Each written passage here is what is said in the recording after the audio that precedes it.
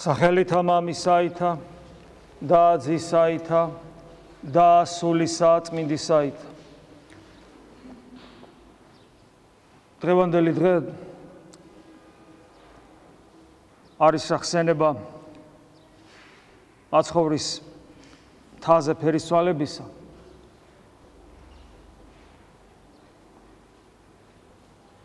არის განსაკუთრებული დღე მართლმადიდებლებისათვის, ადრეს მithქვავს, რომ მართლმადიდებლები აღნიშნავენ მას განსაკუთრებულად და სხვა დენომინაციები ქრისტიანული რაღაც განსაკუთრებულ მნიშვნელობას არ ანიჭებენ. და სხვათა შორის ხშირად გვითქვავს, რომ ეს არის სწორედ ერთ-ერთი ნიშანი მართლმადიდებლობის ჭეშმარიტებისა. იმიტომ რომ რწმენა არ არის უბრალოდ ის, რაც შეიძლება თქვათ გვჯეროდეს, რაც ჩვენი პიროვნული არჩევანით მივიღეთ, რასაც ჩვენი გონიერებით მივხვდით.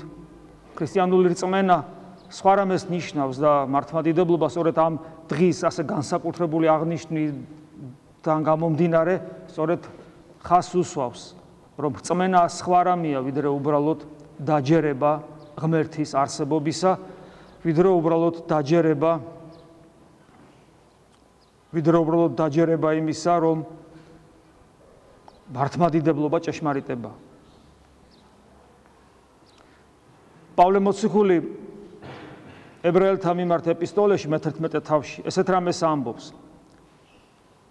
არს სარწმუნოებაი, ანუ რა არის სარწმუნოება, ამაზე საუბრობს. ძალიან მოკლედ და ძალიან საინტერესოდ. მოსავთა მათ, ანუ ვისაც იმედი აქვს ღვთისა, ვისაც იმედი აქვს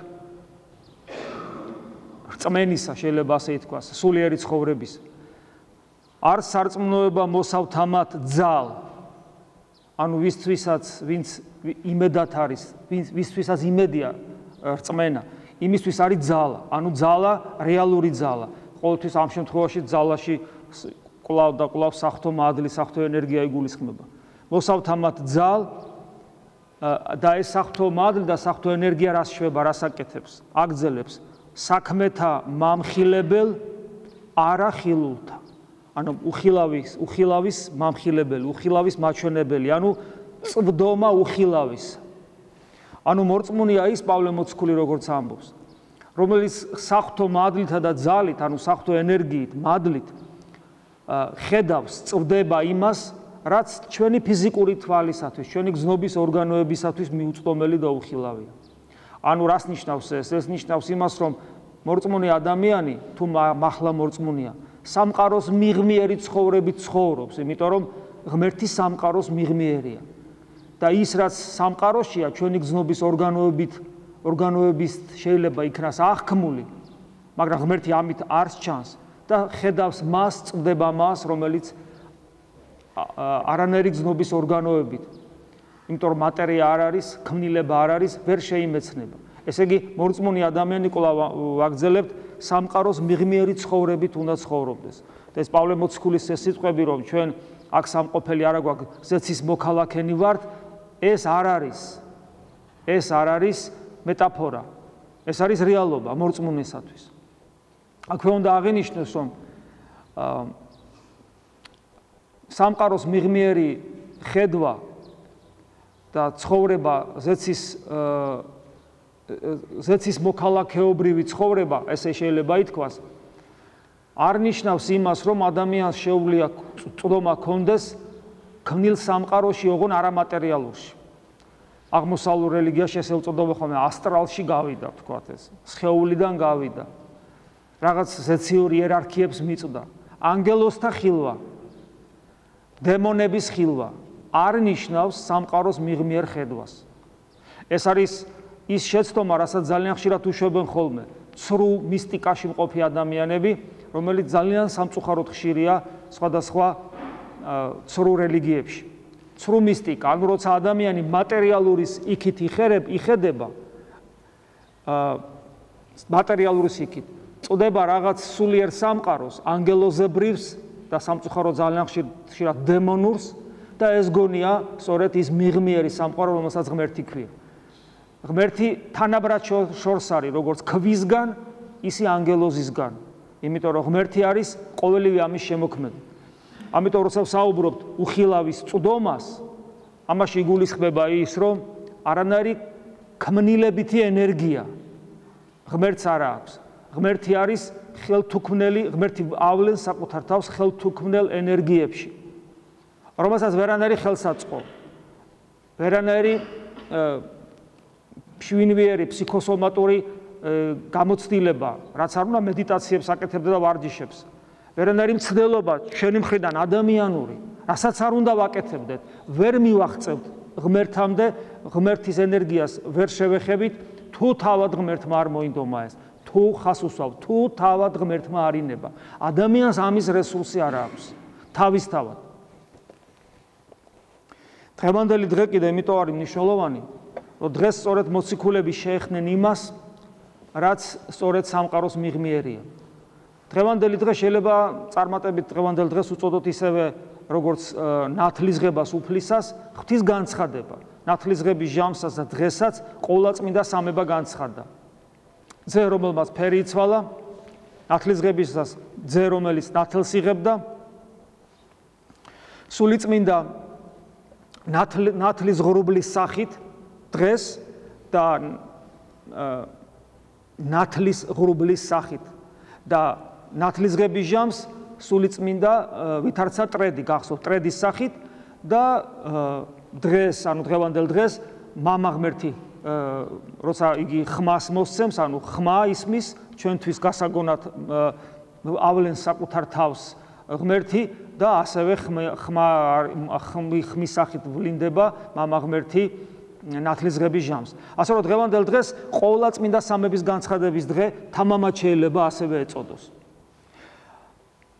და ის ნათელი, რომელზეც საუბრობთ, ასე ეწოდება ღვთისმეტყველებაში თაბორის მთაზე მოხდა ეს ფერისცვალება, თაბორისეული ნათელი, მართლმადიდებლობა ასაბუთებს, დოგმატის რანგში აყავს, რომ თაბორისეული ნათელი არის არა რაღაცა ღმერთის მიერ შექმნილი რაღაცა ენერგია, სინათლე, არამედ ეს არის საღვთო ენერგია, საღვთო მადლი, რომელიც მოციქულებმა იხილეს და მოციქულებმა მხოლოდ სამმა და დანარჩენი ვერ იხილავდნენ, მათ არ ჰქონდათ ის სულიერი მზაობა იმ დროს და ამიტომაც უფალმა ისინი არ აიყვანა. და გახსოვთ ადგილი, სადაც უფალი ეუბნება, რომ არ უთხრათო არავის, სანამ ყველაფერი არ აღსრულდება. კითხვა ჩდება, ხო არ ჯობდა კაცო, რომ ჩამოვიდოდნენ, ყველასთვის ეთქვათ, იცით რა მოხდა, ეს მოხდა, ვიღაცა დაიჯერებდა, ვიღაცა არ დაიჯერებდა, მაგრამ ვის დაიჯერებდა, იმისთვის ხო გასაგები იქნებოდა, რომ იესო ქრისტე ჩვეულებრივი ადამიანი არ არის. რატო აუგზალა უფალმა? იმიტომ რომ ეს იქნებოდა მარგალიტის დაყრა ძაღლებისა და ღორების წინაშე, როგორც უფალი ამბობს, ნუ დააუყრეთო მარგალიტს, ძაღლსა და ღორს. იმიტომ რომ ვერავინ ვერ მიხვდებოდა, ვერავინ რომ რაღაცა დაეჯერებინა, ამას აზრი არ ქონდა. იმიტომ რომ ადამიანს თავისთავად არც ერთს არ ექნებოდა რესურსი ამას ჩაწვდომოდა. იმიტომ რომ კიდევ ვიმეორებ, ეს იყო არა, ნუ ყველაზე მეტი ეგონებოდათ, რომ რაღაცა განათება მოხდა, ისე როგორც სამწუხაროდ დღეს მაგალითად კათოლიკებს გონიათ, რომ რაღაც განათება, მართალია ღმერთით, მაგრამ რაღაც განათება მოხდა. არაფერი განათება არ მოხდა. თუნდაც ღვთისმადლით. განათება კი არ მოხდა. მოციქულებს აეხილა თვალი და მოციქულებმა აიხილეს ღმერთი მის ენერგიებში. აი ეს ფუნდამენტალური განსხვავება ჩვენსა და კათოლიციზმის შორის. ფუნდამენტალური განსხვავება. რომ ღმერთის ენერგია, ღმერთის მადლი თავად ღმერთია, ამიტომ არაფერი განათება, არაფერი შექმნა, სინათლისა არ ხდება. ღმერთი დაინახეს თავის ენერგიებში და ამის შესაძლებლობა ყველას არ აქვს. და ჩვენ ახეთკენ კი უნდა ვისწრაფოთ. ამიტომაც უფალი ამბობს, რომ ამის თქმას აზრი არ აქვს. ნუ იტყვით. აბა შემდეგ რატო აქვს აზრი? შემდეგ იმიტომ აქვს აზრი, რომ ეკლესია დაარსდა რა, მაშინ ჯერ კიდევ არ იყო დაარსებული ეკლესია, ახალი აღთქმის. ეკლესია დაარსდა რა, როგორც ქრისტეს სხეულის, განღთობილი სხეულის გაგრძელება და განღთობილობის გამო მასში მოვიდა რა სულიწმინდა ღმერთი, რომელიც თითოეულ ღვთისმაძიებელ ადამიანს მოძღვრად უდგება. შესაძლებელი არის, რომ თითოეულ ჩვენთაგანს კონდეს ამგვარი გამოცდილება. ყოველ შემთხვევაში გზა ჩვენთვის მოცემულია ღმერთთან ზიარებისა, გონიერი ლოცვისა, რითაც შესაძლებელია დავდგეთ იმ გზაზე რომელსაც ღვთის ხილვის შესაძლებლობა ქვია. ღვთის ხილვის შესაძლებლობა. ამიტომ დღეს ჩვენთვის ეს სიტყვები ცარიელი არ არის. ჩვენ რო ვიცით რომ შეიძლება ღმერთის ხილვა მის ენერგიებში, ოღონდ ეს რა თქმა უნდა იწყება პირველი საფეხურებიდან, რომელიც არის სიმდაბლე, საკუთარი უღირსების ხედვა, საკუთარი თავის ადეკვატური დანახვა, რომ ადამიანის მდგომარეობა გვაქვს და ადამიანის მდგომარეობა ჯოჯოხეთური მდგომარეობაა და აქედან ნელ-ნელა აღმოსვლის მცდელობა. ღმერთისათვის გულის მომზადება, რომელიც უნდა გახდეს ტაძარი ღვთისა.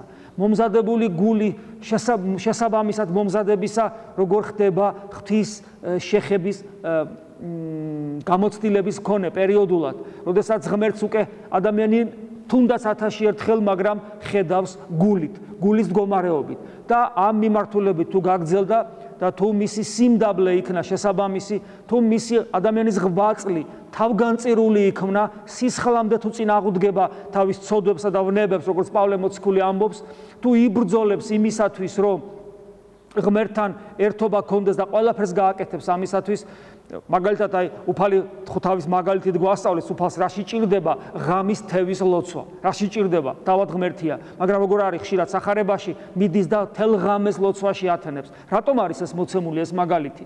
რისთვის? იმისათვის, რომ ჩვენ დაგვანახოს თუ როგორი უნდა იყოს თავგანწირული ღვაწლი და თუ ჩვენ გვექნება შესაბამისი ღვაწლი ნელ-ნელა ნაბიჯ ამ გზაზე ვიდგებით. ჩვენ შეიძლება ისე გარდავიცვალოთ, რომ ჩვენ ამის ღირსნი ხორცში მყოფები ვერ გავხდეთ, როგორც გრიგოლ ხანძთელი გახდა ღირსი და უამრავი წმინდა მამა, მაგრამ თუ ამ გზაზე ვიდგებით, ეს გზა მაცხონებელი გზა არის. ეს გზა არის ის გზა, რომელიც გარდაცვალების მერე მაინც მიგვიყვანს ღვთაებრივ ნათელში, როგორც წმინდა მამები ამბობენ, იგივე დილის ლოცვებში, როგორც არის, რომელიც არის მიუაჩtildeებელი ნათელი, რომელსაც ჭრდილი არ აქვს, რომელიც არის ცოცხალი. ეს ნათელი არის ცოცხალი, რომელიც გაანათებს ჩვენს არსებას გარედანაც და რომელიც გაანათებს ჩვენს არსებას შიგნიდანაც, იმიტომ რომ ღმერთი ჩვენს გარეთ კი არ იქნება უბრალოდ, არამედ ღმერთი არის ყველგან, ჩვენს გარეთაც, მაგრამ იგი იქნება ჩვენ შიგნითაც, იმიტომ რომ ჩვენ ტაძარნი გავხდებით ღვთისა.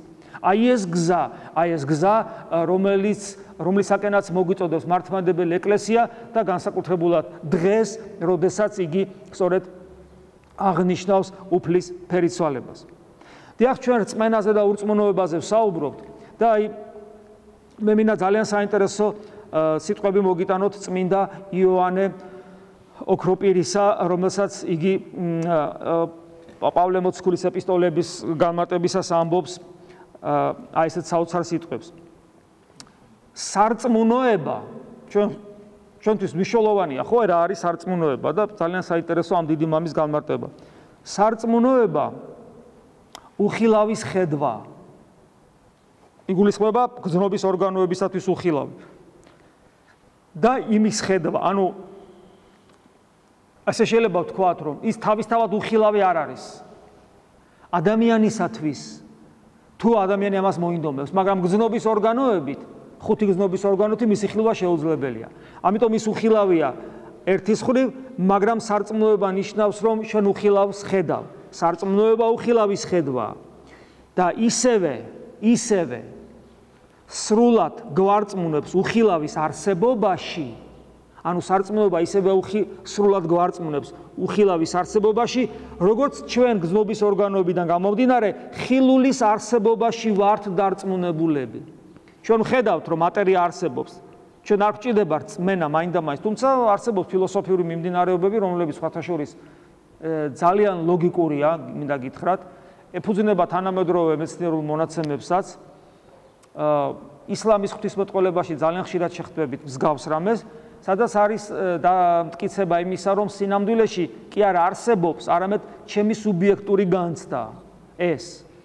ამას თანამედროვე ფიზიკაშიც აქვს დასაყრდენი, იგივე კვანტურ ფიზიკაში და ხო გეუბნებით ეს ხშირად აიტაცეს სხვადასხვა ფილოსოფოსებმა, მათ შორის ისლამის თეოლოგებმა.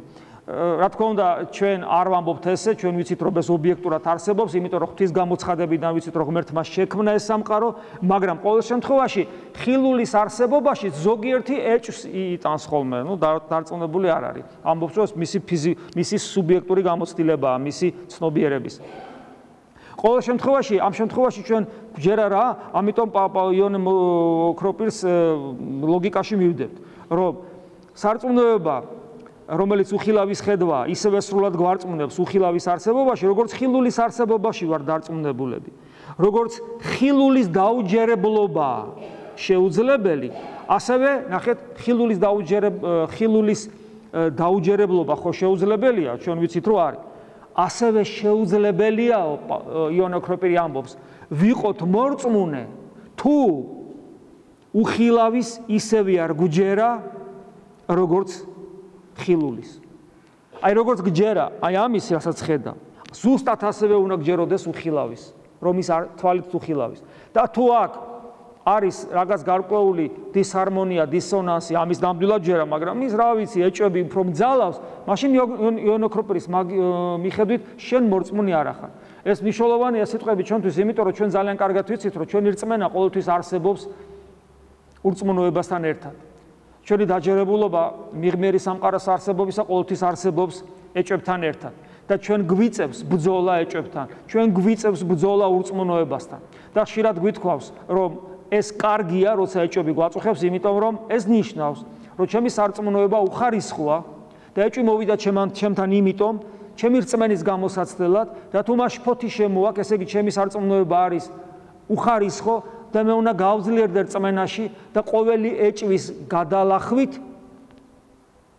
ახალი ეჭვი მოვამართალია, თვისობრივად განსხვავებული, მაგრამ ყოველი ეჭვის გადალახვით ნელ-ნელა უფრო და უფრო მე გავიზრდები სარწმუნოებაში.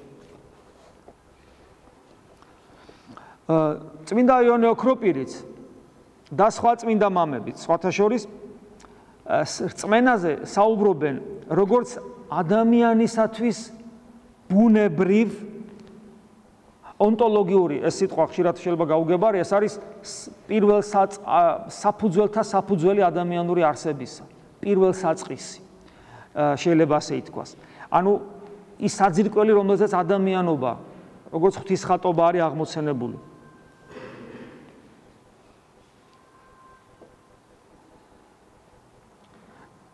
წმინდა იონე ოქროპირი და სხვა წმინდა მამები საუბრობენ რწმენაზე, როგორც ადამიანის ბუნებრივ ონტოლოგიურ შესაძლებლობაზე. ანუ ადამიანი რო იბადება, აი ცხოველია და ადამიანი, ჩვენ იმით განსხვავდებით ცხოველისაგან, მრავალი რამით განსხვავდებით, ერთ-ერთი რითაც განსხვავდებით, ერთ-ერთი მთავარი, სწორედ ეს არის, რომ ის რაც აბსოლუტურად წარმოუდგენელია ცხოველისათვის ღმერთი არ არსებობს. იმიტომ რომ მისთვის ცხოველისათვის ღმერთთან კავშირი აბსოლუტურად შეუძლებელია. ცხოველისათვის ღმერთი არსებობს იმდანაც, რამდენადაც ღმერთი ცხოველს არსებობას და შემდეგ თქვათ საკვებს აძლევს და ასე შემდეგ, ხო, ყველაფერი ღვთისგან არის. მაგრამ პიროვნული შეხვედრის თვალსაზრისით აბსოლუტურად შეუძლებელია ცხოველისათვის რომ ღმერთი არსებობდეს, არ არსებობს. მაგრამ ადამიანისათვის რწმენა არის ბუნებრივი მდგომარეობა. იმიტომ რომ ადამიანისათვის ღმერთი არსებობს, ყოველ შემთხვევაში პოტენციაში არსებობს. აბსოლუტურად ურწმუნო ადამიანს თუ წარმოვიდგეთ, ეგეთი არსებობს, არ ვიცი, შეიძლება არც არსებობს. აბსოლუტურად ურწმუნო ადამიანი, აბსოლუტურ ურწმუნო ადამიანს თუ წარმოვიდგეთ, მისთვის ღმერთი რა თქმა უნდა არ არსებობს, იმიტომ რომ სამწუხაროდ აბსოლუტურად ურწმუნო ადამიანი, ძალიან დიდად არ განსხვავდება წეღარო ამბობდი იმ არსებებისაგან. მაგრამ ადამიანი მეტნაკლებად ყველას რაღაცა აქვს, აქედან გამომდინარე, ადამიანისათვის ბუნებრივია, რომ ესე იგი მისი საფუძველთა საფუძველიდან გამომდინარე ბუნებრივია, რომ რწმენა ქონდეს. ეს ადამიანისათვის ნორმალური მდგომარეობა. და სხვათა შორის შემეცნება, თქვათ, მატერიალურ სამყაროშიც კი, როცა ადამიანი, თქვათ, მეცნიერი, რომელიც რაღაცას, თქვათ, ფიქრობს და რაღაც სამყაროს კანონებს იკვლევს, იმასაც რწმენა აქვს.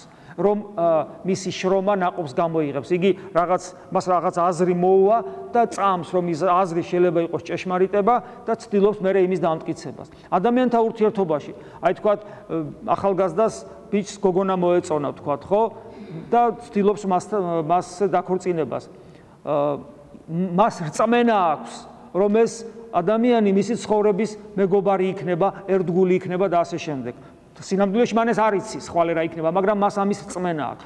ჩვენ გვაქვს რწმენა, რომ ხვალდილას ცოცხლები ვიქნებით, თუმცა ჩვენ ეს არ ვიცით, ვიქნებით თუ არა ხვალდილას ცოცხლები და ასე შემდეგ. ანუ რწმენის გარეშე ადამიანური არსებობა უბრალოდ შეუძლებელი და წარმოუდგენელი.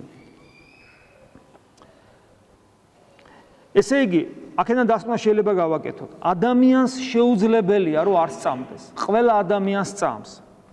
მაგრამ ჩვენ ამ შემთხვევაში ვსაუბრობდით, როგორც თავიდან დავიწყეთ, იმ რწმენაზე, რომელსაც ქრისტიანული რწმენა ქვია. იმიტომ რომ ჩვენ, რა თქმა უნდა, გვწამს, როგორც ადამიანებს, რა თქმა უნდა, გვწამს როგორც ქრისტიანებს, მაგრამ ამავე დროს ჩვენ ძალიან კარგად ვიცით, როგორ გვტანჯავს ის ურწმუნოება, რომ აი მაგალითად, ადამიანი, რომელიც დგას წირვაზე და მე არ მინდა ხოლმე მაინდა-მაინც დაგაკვირდეთ, მაგრამ ზოგადად ვამბობ ახლა, რომ მაგრამ ხდება ხოლმე ესე, რომ თქვა ადამიანის წირვაზე ვერ ჩერდება. ადამიანი, აი მე ხშირად მაქვს ხოლმე სურვილი, რომ ვიდეო კამერა დავაყენო, თქვა ჯგუფი დგას ადამიანების, თქვა ვიცნობ ამ ადამიანს, ამას ვიცნობ, ამას, მე ვიცი, თქვა მათთან კავშირი მაქვს, მათთან ურთიერთობა მაქვს, ნუ რაღაცას ერთად, რაღაცის მიღწევას ვცდილობთ და შედეგს ვხედავ, რომ ეს ადამიანები ცდილობენ მაქსიმალურად ნებისყოფის დაძაბვით და კონცენტრაციით მაინც რომ ღმერთის ძიებაში იყვნენ ჩაძირული. თუ ღმერთი არ უნახავთ, არ შეხვედრიან, თქვა, იმას მაინც ცდილობენ, რომ სწორად ეძებონ. და ადამიანი, რომელთანაც მე თქვა კავშირი არ მაქვს და ჩვენ ამ თემებზე არ გვისაუბრია, ადამიანს, რომელსაც ეს გამოცდილება არ აქვს, როგორ უჭირს და მინდა ხოლმე, რომ დავაყენო ვიდეო კამერა დაფიქსირებული და როგორ ჩანს, რომ ყველანი როგორ აი გრიგო ხანძთელის ცხოვრებაშია, როგორც ეს მამები რომ სანთლებივით რო იდგნენ, სანთლებივით. აი ესე რო დგანან. და ამ დროს თქვა ერთი ადამიანი პრინციპში ცეკვავს, შეიძლება ასე ითქვას, ვერაფრით ვერ ჩერდება ერთ ადგილას. და მიზეზი რა არის? რატო ვერ ჩერდება ადამიანი ერთ ადგილას? აი როცა ჩვენ წმინდა მამათა ცხოვრებას ვკითხულობთ, თანამედროვე მოღვაწეებს ვკითხულობთ, ყველგან ვნახავთ ამას, რომ თუ ადამიანი ღვთისმსახურებაში მართლა ღმერთის ძიებაში ჩაძირულია, ნუ მაქსიმალურად ცდილობს, რომ აი სანთელივით იდგეს. იმიტომ რომ სხეული როგორც ასეთი, ჩვენ ღვთის ძიებაში ხელს გვიშლის. ჩვენ სხეული უნდა გამოვიყენოთ. იქ არსებობს დგომის წესი, სუნთქვის წესი და ასე შემდეგ, მაგრამ თავისი ფიზიოლოგიით, თავისი ნერვული სისტემით ის ხელი შემშლელია. ჩვენ უნდა ვისწავლოთ მისი დამორჩილება. წარმოგიდგენიათ, თუ სხეული ვერ დაიმორჩილება. როგორ შეიძლება დაიმორჩილო აზრი? როგორ შეიძლება სხეული, რომელსაც ხედავ, თუ მას ვერ იმორჩილებ, როგორ დაიმორჩილება აზრს, როგორ დაიმორჩილებ გულის თქმას? და ლოცვა რაც არის, კი ვიცით, რა ლოცვა, როცა შეპყრობილია ლოცვა გულის თქმებით, აზრებით და სხეულის პრობლემებით. ამიტომ ეს ცეკვა მსახურების დროს, ასე დავარქვათ, ნიშნავს იმას, რომ ადამიანის რწმენა პრობლემურია. იმიტომ რომ რწმენა ქრისტიანული მხოლოდ იქ არის, სადაც ღმერთთან კავშირის მცდელობა. როგორც კი ეს კავშირი არ არის, იმ წამსვე ადამიანი იწყებს ცმუკვას და ვერაფრით ვერ ჩერდება. კარგი აზრია, ერთხელ დავაყენებ აქ ვიდეო კამერებს და მე დაგანახებთ, რომ მოხვალთ. აი შეხედე, დააკვირდი, გეტყვი. შეხედე როგორ დგანან ეს ადამიანი. შეხედე შენ. სულ არ ჩერდები. მე ან გასართობს ნახავ. თქვათ, ეხლა ლაპარაკს ჩემთან მაინდა-მაინც ვეღარ ბედავთ, კარგია, მაგრამ იქ რაღაც სანთლებით ერთობით ზოგი, რაღაცით ერთო 1000 რამით შეიძლება ადამიანი გაერთოს, ოღონდ ღვთისმსახურებაში არ იყოს. რა არის მიზეზი საუბრისა, როცა მრევლის წევრები საუბრობენ, როცა საკურთხეველში არის ხოლმე გაუთავებელი საუბარი, სტიხაროსნების, მღვდლების, მაღალი იერარქების არ თავდება, რატო? იმიტომ რომ გვიჭირს სულ 3 საათი, 2 საათი გვიჭირს 2 საათი ღვთის მაქსიმალური ძიება, გვიჭირს. და წარმოგიდგენიათ, კითხვა მაქვს, კაცო, თუ 2 საათი ღმერთთან ვერ ვძლებ, მარადისობაში როგორ უნდა გავძლო? ხომ მომბეზდება. და რა მეშველება მე? წარმოგიდგენია? ეს ხო ნიშნავს, რომ ღმერთს არ ვიცნობ, თორე ხო წარმოუდგენელია ღმერთთან შეხების ერთი რაღაც წამიერი გამოცდილება ქონდეს ცხოვრებაში და როგორ ვერ გაძლებ 2 საათი სანთელივით დამდგარი. როგორ ვერ გაძლებ? არ ქონია ეს გამოცდილება და რადგან არ ქონია, გამოვფხიზლდეთ უნდა. იმიტომ რომ დრო გადის, მე პირადად ძალიან არ მინდა საფლავში ისე ჩავიდე. როცა საფლავში ჩავალ, ყველაფერი რაც ამ ქვეყნიური მიხარია, არაფერი აღარ იქნება ჩემთვის მორჩა და არ მინდა მე საფლავში ისე ჩავიდე რომ არ მქონდეს ჩემს უფალთან ურთიერთობის პატარა გამოცდილება მაინც იმიტომ რომ ჩემთვის ეს დაღუპვის საშიშროება შეიცავს იმიტომ რომ თურმე მე მას არ ვიცნობ დრო ცოტა გვაქვს ჩემზე აქ ხართ ბევრი ზოგიერთი ჩემზე უფროსები ხართ ზოგი ჩემზე ახალგაზრდები ვართ მე რაღაც საშუალო ასაკი მაქვს 56 წლის ვარ მე ჩემ თავს სულ ვეუბნები 56 წლის ხვდები ახლა მალე ძალიან ცოტა დრო მაქვს დარჩენილი უკეთეს შემთხვევაშიც კი და ახლა ვლაპარაკობ იმაზე როცა ადამიანი ბერდება მე უჭირს 8 წლიც და აზრის მოკრებაც მანამდე უნდა დააგროვოს ეს გამოცდილება რამდენი ხანი მეყოფა მე ეს უკეთეს შემთხვევაში თუ ცოტა დიდხანს მაცოცხლა და თუ ცოტა ხანი ვიცოცხლე დრო ცოტა გვაქვს მე კი არ გაშინებ მაგრამ ეს ხო რეალობაა როგორც არ უნდა შეგაშინოთ მაინც მოკვდებით მაინც უბერდებით მაინც გვაკვდება ძალები მე გეტყვით რომ ძალიან დიდ მოღვაწეებს და წმინდანებს აი მე ხა არ დავასახელებ იმიტომ რომ ცოცხლები არიან ჯერ კიდე ხა ამ წუთში 2 გამახსენდა მესამე გარდაცვლილი გამახსენდა ძალიან დიდი მოღვაწეები ერთი წმინდანათაც არის შერაცხილი გარდაცვლილი და 2 ცოცხალია და ძალიან დიდი მოღვაწეები არიან და სიბერეში რო შევიდნენ გონება მუღალატად დღესმის დანარჩენი პერიოდი უკვე საკუთარ თავში ჩაკეტილები და იქ უფალმა იცის რა ხდება. ასე რომ ჩვენ რატო გონია რომ ჩვენ გარანტირებულად ესე იგი ბოლომდე ესე იგი 90 წლამდე 100 წლამდე ვიქნებით როგორც ეხლა ვარ და გვაგდრო რომ ვიღვაწო არ არის მასე. მოსასწრებად აგვაქვს აქ. და აი როცა რწმენაზე ვსაუბრობთ, მამები რწმენის ორ ტიპზე საუბრობენ. პირველი ტიპი რწმენისა, რომელიც ადამიანს ღვთის სიტყვის გაგონებით ეძლევა. ჩვენ ხო ყველა ეს ხო გავიგონეთ. ქრისტიანობა ხო გავიგონეთ. იცით, ღმერთი სამება, ღმერთი ადამიანად მოვიდა, ეკლესია დაარსა, გავიგონეთ. გავიგონეთ და გულმა მიიღო. თუმცა სამწუხაროდ შეიძლება ეკლესიაში არსებობდნენ ადამიანები, რომლებმაც ქრისტე არ იცის ვინ არის. ჯერ ერთი იმიტომ არ იცის, რომ არ იცნობს, იმიტომ რომ წმინდა წერილთან კავშირი არ აქვს და მერე შეიძლება საღვთისმეტყველო დონეზეც არ იცოდეს, ვინ არის ქრისტე. ესეთი მაგალითებიც სამწუხაროდ არსებობს დღეს ეკლესიაში. და მოვიდა ადამიანი. მაგრამ მეორე ტიპის რწმენა, რომელიც აუცილებელია და პირველი ტიპის რწმენა უბრალოდ აღარაფერი აღარ იქნება, თუ მეორე ტიპის რწმენა არ განვითარდა. მეორე ტიპის რწმენაზე საუბრობენ როგორც უხილავის წვდომაზე, წეღარო თქვი. და ეს უხილავდა ძალიან ბევრი წმინდა მამა საუბრობს, ეხლა აღარ ჩამოთვლით, მე ჩამონათვალი კი გავაკეთე, არ აქვს მნიშვნელობა, ბევრი წმინდა მამა საუბრობს. უხილავის წვდომა, მეორე ტიპის რწმენა. ოღონ ეს უხილავის, აი პირველი თუ გაიგონე და გულმა მიიღო, აჰა, ეს სიმართლე იქნება. მეორე ტიპის რწმენა უხილავის წვდომა მხოლოდ და მხოლოდ მადლის მიერ ხდება მონიჭება. ანუ შეუძლებელია ღმერთის ხილვა მადლის გარეშე. ამიტომ ეს ნიშნავს იმას, კიდევ ერთხელ და კიდევ ერთხელ ვთქვა, ჩვენი სულიერი ცხოვრება არაფრის მომცემი არ იქნება, თუ ჩვენ არ ვიღვაწებთ იმ მიმართულებით, რასაც მადლის დაგროვება ქვია. მადლი უნდა მოიხვეჭო. ვერაფერს ვერც დაცემულ ბუნებას აჯობებ და ვერც ქრისტესთან ვერ იქნები, თუ მადლს არ მოიხვეჭავ. რა არის მადლის მოხვეჭის აუცილებელი პირობა?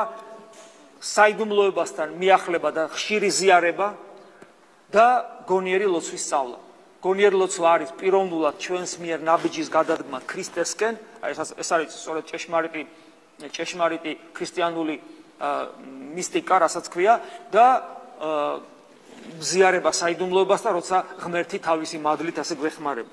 და აი აქ ძალიან საინტერესოა წმინდა მაქსიმი აღსარებლის ჩვენთვის ძალიან განსაცვიფრებელი და მნიშვნელოვანი სიტყვები. ნახეთ რას ამბობს ღვთის რწმენა, ღვთის სასუფევლის იგივეობრივია.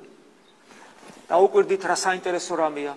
როცა ადამიანი ამბობს, რომ მე მწამს ქრისტიანული თვალსაზრისით, თუ ეს მართლაც ესია, ეს ადამიანი არის სასუფეველში. ანუ ღვთის სამეფოში. აი დაახლოებით კი პირდაპირ ესია. როცა მარჯვნივ ჯვარცმული ავაზაკი კვდება, გახსოვთ უფალი ასე უნდა. ეს არის ავაზაკი, რომელსაც ცუდის მეტი არაფერი არ გაუკეთებია, საშინელებებს აკეთებ. მაგრამ ჯვარზე მასში მოხდა საოცარი ფერის ცვალება. და მომაკვდავს უფალი ეუნება, ასევე მომაკვდავი უფალი, ადამიანურად მომაკვდავი უფალი ეუნება. დღეს ჩემთან იქნები სამოთხეში. ეს სიტყვები გაუგებარია, იმიტომ რომ უფალი რასაც 64 ქვია ყოვლადწმიდა სამების წიაღშია. ანუ ეს ხდება ამაღლების მერე, ხო? და ჯვარცმა ჯერ აღდგომა უნდა მოყვეს მესამე დღეს, მერე 40 დღე, ესე იგი უნდა იყოს უფალი მოწაფეებთან, მერე უნდა მოხდეს ამაღლება. რას ნიშნავს დღეს ჩემთან იქნები? ორ რამეს ნიშნავს დღეს ეს მარადისობის აღნიშნული სიტყვა, ანუ მარადიულად ჩემთან იქნები 60-ში ეს ერთი და მეორე ის რომ რეალურად მართლა იმ წამსვე ის ადამიანი შევიდა 60-ში. ოღონ რა გაგებით 60-ში? იმიტომ რომ მას მიეცა ჭეშმარიტი რწმენა და იგი შიგნით უკვე თავის არსებაში გახდა დამტევნელი მამისა, ძისა და სულიწმიდისა, როგორც უფალი ამბობს, რომ ის ვინც არის მართლა ქრისტესი, ხო, მაშინ მამა, ძე და სულიწმიდა ღმერთი ყოვლადწმიდა სამბელმა მკვიდრდება და ესეთი ადამიანის არსება გადაიქცევა როგორც ხდება როგორც ზეცა. და ესე იგი სასუფეველში არის უკვე ეს ადამიანი. ანუ ჭეშმარიტი რწმენა მიეცა ჯვარცმულავაგზას. ესეთი ადამიანი ხდება სრული ბედნიერი და ეს ადამიანი უკვე განღმრთობის, უკვე სერიოზულ საფეხურზე დგას. თითოეული ჩვენთაგანისათვის ეს არის მიღწევადი შესაძლებლობა და ამავე დროს ეს არის ვალდებულება. უფალი პიტაპრი გვეუბნება, უნდა გავხდეთ სრულყოფილი ისეთი, როგორც ზეციური მამაა სრულყოფილი. ეს ვალდებულებაა ჩვენი. ეს არ არის ზოგიერთებისათვის, ეს არ არის მონოზვნებისათვის, ბერებისათვის, ეს არის ყველასთვის მოცემული დავალება. ანუ რწმენა, რომელიც სასუფევლის იგივეობრივია და ჩვენ თითოეული ჩვენთაგანი ამას ლოცვაში ვითხოვთ. ძმებოდადებო, როცა რამეს ლოცვაში ვითხოვთ. თუ ჩვენ შესაბამისად არ ვცდილობთ ვიცხოვროთ, ეს სიტყვები ჩვენ სიყალბეში და ტყუილში გვამყოფებს. ჩვენ მამაო ჩვენო შევედრებით უფალს. მოვედინ სუფევა შენი. მოვედინ შენ ითხოვ ღვთის სასუფევლის, ღვთის სამეფოს მოსვლას. ამას ნიშნავს. და თუ შენი ცხოვრების წესით არ ცდილობ, რომ ღვთის სასუფეველი მართლა მოვიდეს შენში, ანუ ჭეშმარიტი რწმენა, ანუ მადლი, ანუ ღვთის ტაძარი გახდე. როგორც პავლე მოციქული გვეუბნება, ნუ გავიწყდება თუ ჩვენ ღვთის ტაძარი უნდა გავხდეთ, მაშინ ჩვენი სიტყვები ყალბია და ყალბის სიტყვები რას ნიშნავს? ვტყუილ ვართ, როცა ღმერთთან ვსაუბრობ. იქაც ვტყუილ ვართ, იქაც სიყალბეში ვართ. და გვგონია რომ ლოცულობთ, ესე იგი ჩვენ თავს ვატყვილებთ, ტყუილში ვართ, ანუ ხიბლში ვართ. და რა თქმა უნდა ამაზე უნდა ვიფიქროთ. რწმენა ძალიან ხშირად არის ხოლმე საუბარი, რომ რწმენა ადამიანის არჩევანია. არჩევანიც არის, რატომაც არა. მაგრამ უბრალოდ და მხოლოდ ადამიანის თავისუფალი არჩევანი არ არის. მხოლოდ რაღაც მოცემულობაზე თანხმობა არ არის. რწმენა ესეთი შედარებას აკეთებენ ღვთისმეტყველები, რწმენას ადარებენ თვალის ჩინს. ეს არის უნარი ვხედავდეთ, ხოლო ურწმუნოება სიბრმავეა. და რადგან ადამიანი, რომელიც ეკლესიურად ცხოვრობს, შეიძლება რწმენის დიდი გაგებით ურწმუნო იყოს, ამიტომ შეიძლება ძალიან ბევრი ადამიანი ეკლესიაში მყოფი ვითომ მორწმუნე ბრმა იყოს. და მეცაც გეტყვით, არა მარტო ერის ადამიანი, არამედ სასულიერო დასში მყოფი. გახსოვთ უფალი როგორ ამბობს, გვაფრთხილებს, ფრთხილად იყავით, რომ ბრმა სხვა ბრმას არ აეკიდო, რომელიც მოძღვრად დაგიდგება და ორივე ორმოში არ ჩავარდათ. ფრთხილად იყავით. ძალიან სამწუხაროა, რომ ძალიან ხშირად მრევლის წევრებს არ აქვთ შესაბამისი სიფრთხილე და უფლის ეს სიტყვები არ ახსოვთ, რომ შეიძლება ბრმას აეკიდო. და ბრმას რო აეკიდები, შენი პასუხისგებლობა კვლავ შენზე რჩება, იმიტომ რომ შენც უფალი ბრმას გიწოდებს, არა ფიზიკურს, არამედ შენი არჩევანის შესაბამის ბრმას, ანუ პასუხისგებელი ხდები. ამიტომ რომ ჩვენ როდესაც ეკლესიურად ვცხოვრობთ, როდესაც ჩვენ არა ვართ ხელდასმული მღვდელნი, მაგრამ აუცილებლად ვართ საღვთო სამღვდელო დასი, როგორც მოციქულები, პეტრე მოციქული გვასწავლის, არ დაგვავიწყდეს ჩვენი პასუხისგებლობა. როცა ჩვენ სულიერ ცხოვრების გზას ვირჩევთ, აუცილებლად ჩვენ პასუხისგებლობა გავიხსენოთ საკუთარი თავის და თუ გვეშლება, ჩვენ პასუხს ვაგებთ და რომ არ შეგვეშალოს. ამიტომ უნდა გქონდეს მღვიძარება, სიფხიზლე, შესაბამისი ცოდნაც, განათლებას და მუდმივი მუშაობა საკუთარ თავზე. არ შეიძლება ყველაფერი აკიდო მღვდელს. აჰა, ხო მოვედი ახლა ამასთან და ახლა მორჩა, არ მორჩა. ის მღვდელი შეიძლება ორმოში მიდის. შენ თუ შენს გარდა ამას ვერავინ მიხვდება. იმიტომ რომ ის თუ ორმოში მიდის, მას თავისი ნაირი ბრმები უამრავი ეყოლება. შენ უნდა მიხვდეს, სად მიდიხარ. ანუ ჩვენი პასუხისგებლობა თითოეული ჩვენთაგანისა და მათ შორის მრევლისა ძალიან მნიშვნელოვანია. დღეს ბევრს საუბრობენ ეკლესიის პრობლემებზე და მე გინდა გითხრათ, რომ ეკლესიის პრობლემები, რომელიც არსებობს, რა თქმა უნდა, ლომისილი სამღვდელო დასია, ჩვენზეა, ჩემზეა, მაგრამ თქვენზეც არის. იმიტომ რომ თქვენ ისეთივე სრულუფლებიანი წევრები ხართ ეკლესიისა, როგორც სამღვდელო დასი. ოღონდ ჩვენი საქმე გვაქვს და მარადისობაში არსებობს კიდე სულიერი იერარქია. სულიერი იერარქია არსებობს. აი ეკლესია მეს იცის, აი მაგალითად მე ადრე გითხარით, გონი სვანეთში რო ვიყავი, ახლა მაქსიმი აღსარებელის ფრესკა ვნახეთ, რომელიც გამოსახული არის მღვდელთავრის შესამოსელში. და მღვდელთავარი არ ყოფილა. მღვდელი დიაკონიც კი არ იყო. მაქსიმი აღსარებელი იყო უბრალოდ ბე. და გრიგოლ ხანძთელის ხატი არსებობს, რომელიც გამოსახულია მღვდელმთავრის შესამოსელში. და არ იყო მღვდელმთავარი გრიგოლ ხანძთელი. ეს რას ნიშნავს? ეს ნიშნავს იმას, რომ სულიერი იერარქია და ხელდასხმის იერარქია ერთმანეთს შეიძლება არ ემთხვეოდეს. არ ემთხვეოდეს. გესმით? წმინდა ნინო არათუ სამღვდელო დასში არ იყო, დედაკაცი იყო, მაგრამ მოციქულია და რამ სიმაღლეზეა. ამიტომ იერარქიას, სულიერ იერარქიას ხვარი და თქვენ გევალება სულიერ იერარქიაში ყოფნა, გევალება და მღვდლობა, ქრისტეს მღვდლობა გევალება თითოეულ თქვენთაგანს და ეს ნიშნავს, რომ თქვენი გული, თითოეული თქვენთაგანის გული გადაიქცეს, თქვენ გადაიქცეთ ტაძრად და თქვენი გული გადაიქცეს საკურთხევლად და წმინდა ტრაპეზად, გულის გული წმინდა ტრაპეზად, სადაც ყოველთვის უნდა მღვდელმოქმედებდეთ თქვენ და შესწირავდეთ უსისხლო მსხვერპლს, ზეციურ მამას, ძეს და სულიწმინდას და ეს ნიშნავს, რომ თქვენ მუდამ უნდა ღვთისძიებაში, გონიერ ლოცვაში იმყოფებოდეთ. ეს არის ქრისტიანობა. და ბოლოს მე მინდა რომ დავასრულო დღევანდელი ჩემი სიტყვა დღეს აღმოკითხული პეტრე მოციქულის ეპისტოლეს მეორე ეპისტოლედან, პეტრე მოციქულისა პირველი თავიდან, რომელიც დღეს აღმოვიკითხეთ, რომელიც კიდევ ერთხელ მოგვიწოდებს თუ როგორ უნდა გაუფრთხილდეთ ჩვენ სარწმუნოებას, რომ არა მარტო დღევანდელი დღესასწაული გავითავისოთ, უფლისფერის ცვალება, რომელიც აი მართლაც საოცრებაა, როცა ისეთ უფალს ჯერ აი აქ ჩანს, რომ უფლის წინაშე, ქრისტეს წინაშე მოდრკების ყოველი მუხლი ზეცაში, ქვეყანაზე და ქვესკნელში. რა ვხედავთ თაბორის მთაზე? თაბორის მთაზე ვხედავთ, ვის ვხედავთ? ელია წინასწარმეტყველს, რომელიც ზეცაშია ამაღლებული, მოსეს, რომელიც ჯოჯოხეთშია, იმიტომ რომ ყველა მართალი მაშინ ჯოჯოხეთში მიდიოდა და მოციქულებს, რომელიც ქვეყანაზეა და ყველანი თაყვასცემენ მას და ყოვლადწმინდა სამებას. და ჩვენ რომ გავხდეთ ამ ყოველივეს თანამონაწილენი, როგორ უნდა ვიცხოვროთ, ამას ხო გვასწავლის ეკლესია და როგორი ძვირფასია ეს ჩვენ, როგორი ძვირფასი უნდა იყოს ეს ცოდნა ჩვენთვის, როგორ უნდა გაუფრთხილდეთ და როგორ უნდა ავაღორძინოთ. აი ამას გვეუბნება პეტრე მოციქული. და გვაქვს ჩვენ უმტკიცესი საწინასწარმეტყველოი სიტყვაი.